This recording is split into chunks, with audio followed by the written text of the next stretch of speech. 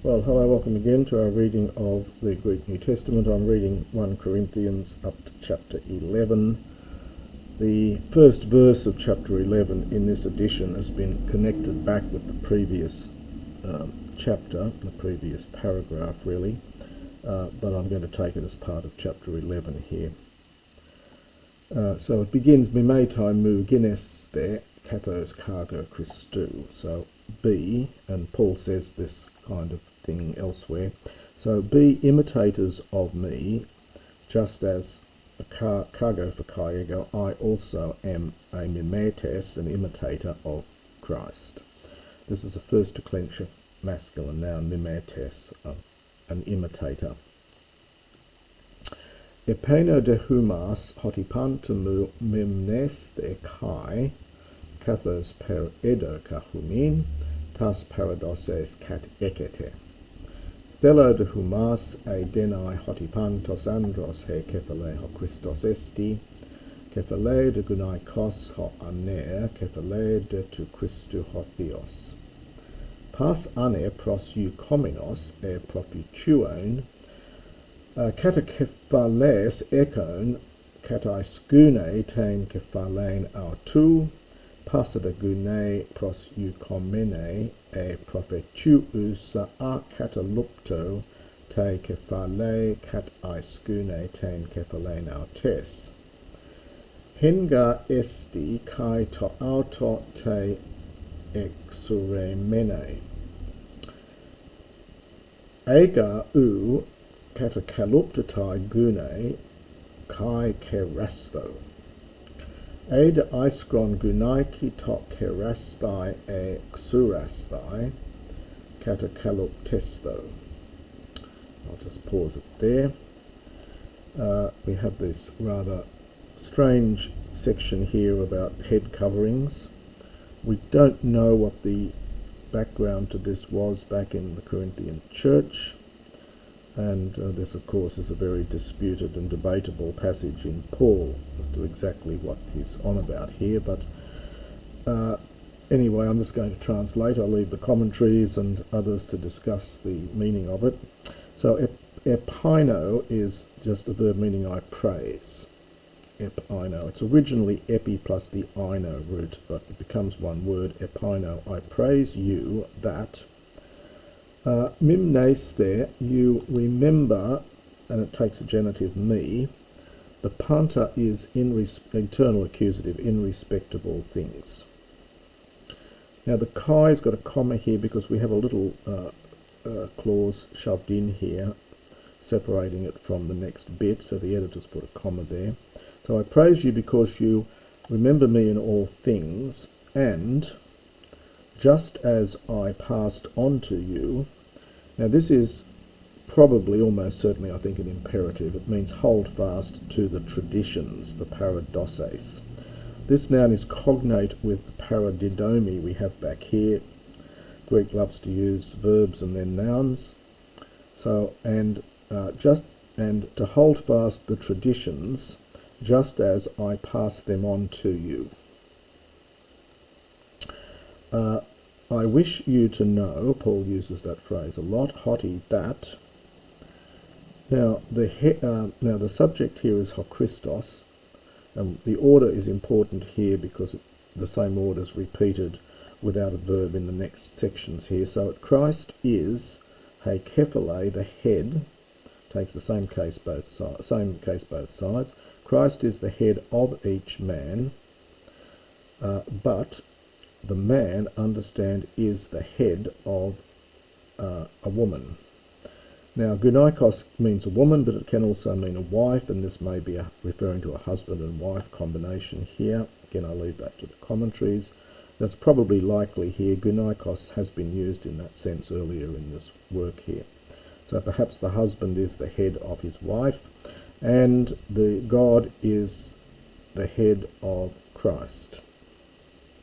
So same structure as we've had before, except we get a flipping of, here we had the genitive followed by kephale, here we have kephale followed by the genitive, and here we have kephale again followed by the genitive. So he changes word order a little bit between these three. Pas aner, every man praying or prophesying, prophetuo, these are two participles. Ekon, having, now we've got to supply something like tina here, having something upon his head, down on his head. So having something on his head. Kat iskune, he brings down shame upon his head. From kat iskuno. Pasagune, and every woman, or perhaps but every woman, praying or prophesying. And now we get this dative here, a katakalupto te kephale. So it's a dative, often called a dative of attendant circumstances, is the fancy name for it, but it's just a dative here. So it's meaning with. So with uncovered, it's alpha privative plus katakalupto, with uncovered head, brings down shame upon her head. Same structure as we had before in the early bit. So hen menga esti, for it is one and the same as a woman who has shorn her head, having her head shorn. The verb here is xuraamai, it's an alpha contract verb. It's quite a standard word in Greek. It means to shear, to shear off, and so this means it is one and the same thing as if she had her head completely shorn. For if a woman has not been covered up, so understand her head. So if a woman has not covered up her head, also, now this is an imperative here. The verb is kairo, which means to cut one's hair. So it's kairo. This is a middle infinitive here. Kairasto, probably it is an aorist middle infinitive. So it means let her cut all her hair off. So the two verbs, one here is hair being shorn, and one is simply another verb meaning to cut hair. So if the woman is not covered up, let her also cut all her hair off. But if it is, or it's almost since here for the A, so since it is iskron, it is a disgraceful thing for a woman, tok kerasthai, now we've got the articular infinitive here, to cut her hair, in the sense of to cut her hair short, I think, or xurasthai, or to be shaven, in other words, completely bald, let her be covered up. So since it is a disgraceful thing for a woman to have her hair cut short or to have it cut off completely, let her be covered up. So again, we get another third person imperative here from katakaluptamai. Well, aner men ga uk ophele katakaluptesthai ten kephalein ekon kaidoxa theou huparkon hegune de doxa andros esti.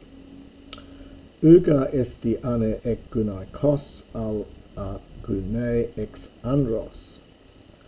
Kai ga uk ektisthai ane dia ten gunaika ala gune dia ton andra.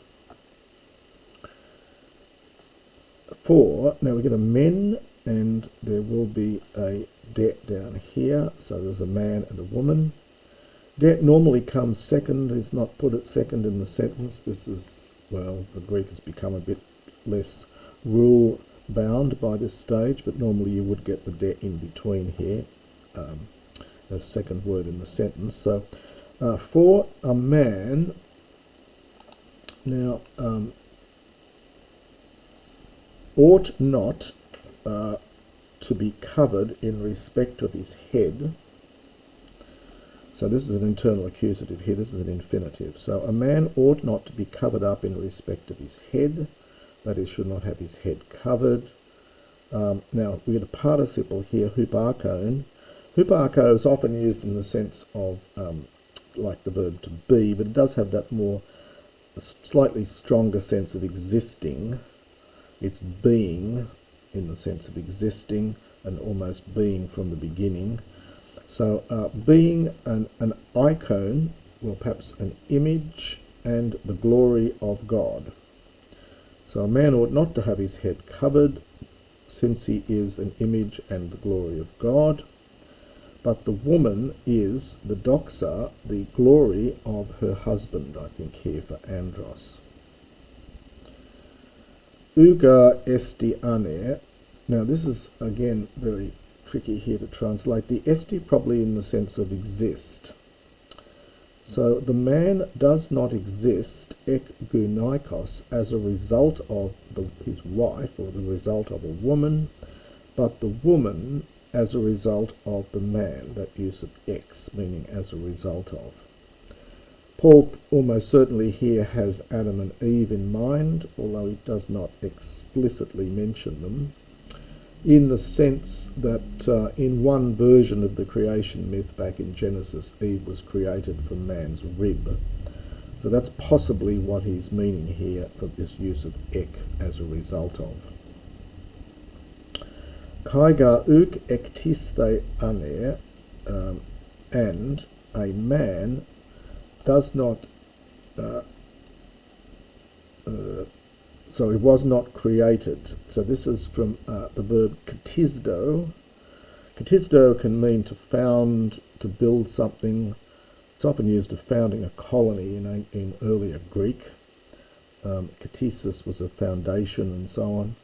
Katisdo is to, well, here in the sense of to create, and that's why I think he's got Genesis in mind here. For also the man was not created diatan gunaika on account of the woman, but the woman on account of the man. And again, thinking back to the Genesis story where it says it is not good for the man to be alone, and therefore God makes woman to keep him company. And that's probably what Paul's got in mind here. So the man was not created on account of the woman, but the woman on account of the man. Diatuta ophile hegune exousian ekain epites kephales diatus angelus. Goes over the next page there, and there's variant readings here as well. On account of this, the woman ought ekain to have. Now this exousian, much has been written on this apparently. There's a variant reading here which says kaluma, which you can see down in the apparatus criticus here. Kaluma is a veil, and in any case this exousian is often translated as a veil anyway. How they get to that I'm not sure. It means authority. So on account of this, the woman ought to have authority, epites geis, over her head. Some people take this exousian in the sense of dignity. Others think it means that a veil showing that she's under the authority of her husband, which is extending the Greek a little bit. I leave all this to the commentaries to discuss, but literally it's exousian, authority. Variant reading kaluma. Origen and others apparently put both of them in, kaluma kai exousian, in the apparatus criticus here, so a veil and authority. So on account of this, the woman ought to have something, exousian, whether it's veil or man's authority, husband's authority, epites kephales diatus angelus, over her head. Again, one can debate about what the meaning of epi is here. Diatus angelus, on account of angels. Well, I'm not quite sure what is meant there with the angels coming into the story, but again, the commentaries may have more to say. Plain uti gune choris andros uti ane choris gunaikos en kurio, hospe ga hegune ek tu andros, hutos kai ha ane dia tes gunaikos, tabipanta ek tu theou, en humin autois krinate. Pepon estin gunaika a kalupton to theo pros eukesthai, udi he fusus aute, didaske humas hoti ane men an koma atimia auto esti, gune de an koma doxa auto esti. Hoti he come anti peribalayu, dedotai, and in brackets aute, de tis doce philonekos enai, hemes toi auten, sun ethean uk ecomen, udi hai ecclesiae tu theou. Plain is often used like a but in English here, so it normally means except in earlier Greek, but here it's often used in the biblical Greek as just meaning but. So but, we get ute and ute, so neither is the woman choris, literally apart from. So it's often paraphrased slightly here, but a woman cannot dispense with her husband or with a man, nor a man dispense with his wife, en curio in the Lord. So, but neither can a man be a woman be apart from her husband, nor a man apart from his wife in the Lord. That's probably better than can dispense with. I think it does really mean apart from, separate from. Hospega hegune, for just as the woman, well, it's something like came from the man, and again Paul's thinking of the Adam and Eve story in Genesis, I think. Thus also the man, there's no verb in this sentence, thus also the man perhaps exists, dia tes gunaikos, on account of the woman. Tade panta ek tu theo, for all things come from God. En humon autois krinate, now these go together here. I think it's something like, this is an imperative here, aorist imperative, so it's you lot judge among yourselves.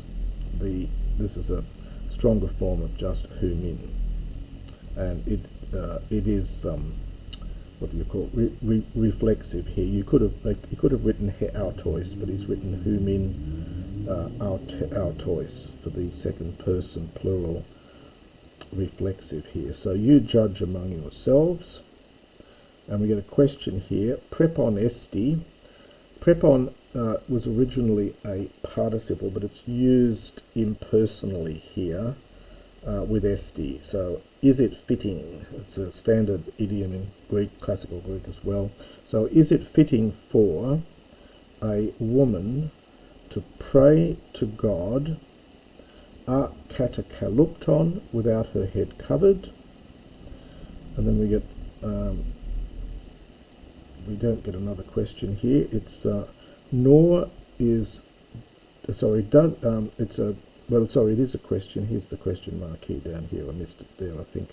So does not nature aute itself, this is phusis, third declension feminine noun, does not nature itself didaske, teach you that a man, and we get a men, and there's the corresponding de in the second position, that a man, if he grows his hair long or has long hair. This is from komao, it's an alpha contract verb, to grow one's hair, very old verb. So if a man grows his hair, he is artimia, it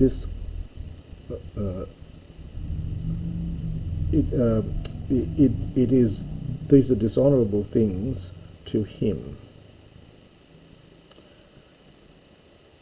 This, I presume here, No, I'm sorry. No, it's this is a nominative. So it is dishonourable to him.